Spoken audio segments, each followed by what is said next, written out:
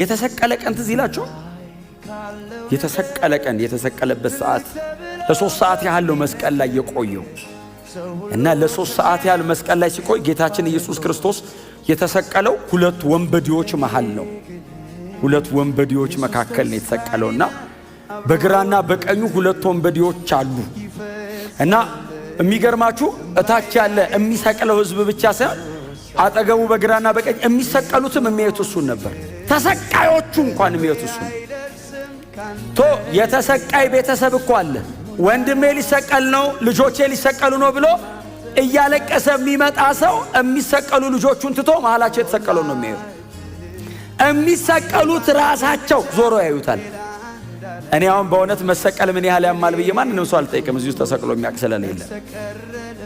አሁን መሰቀል ምን ያህል ያማል ይብል በጣም ነው የሚያመው ነው የምትሉኝ። ከዛ በላይ ልትሉኝ አትችሉም።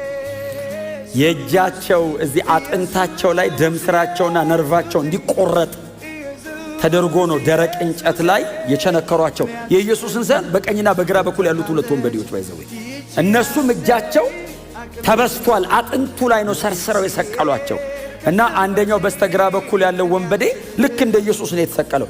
የኢየሱስን ያክል አልገረፉትም። የኢየሱስን ያክል አላሰቃዩትም።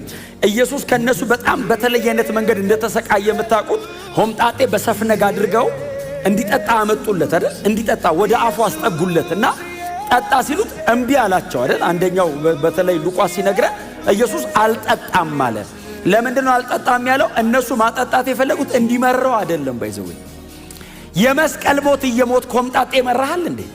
ምላስ ቴስት አያረግም። አሁን ይመሯል ይጣፍጠዋል አይደለም። አሁን ሆምጣጤው እጅግ በጣም እንዳሰቃዩት ገብቷቸዋል።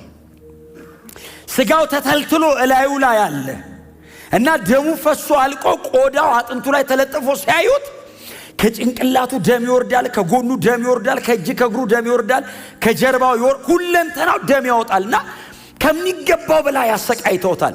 ህመሙን ሊቋቋመው ስለማይችል ሆምጣጤ ያመጡለት ትንሽ ህመሙን እንዲያስታግሰው ነው። የአነስቴዥያ ባህሪ ያለው ሆምጣጤው እና ሲያስጠጉለት ትንሽ ህመምን ይቀንስል ሲሉት እምቢ አለ። የመጨረሻዋን ህመም ኢየሱስ ኤክስፔሪየንስ አድርጓታል። ምንም ያክል ብሰቃይ ጌታ ኢየሱስ ክርስቶስ አንደርስታንድ የማያረገው ሲቃይ የለኝም። የመጨረሻውን ሲቃይ ጌታ ኢየሱስ ክርስቶስ ቀምሶታል እና ይቀንስልህ አሉት። አይ ጳውሎስ ሮማ አደባባይ ላይ እንደዛ ሲሰቃይና 39 ጊዜ 5 ሲገረፍ ሴንስ ያደርገዋል።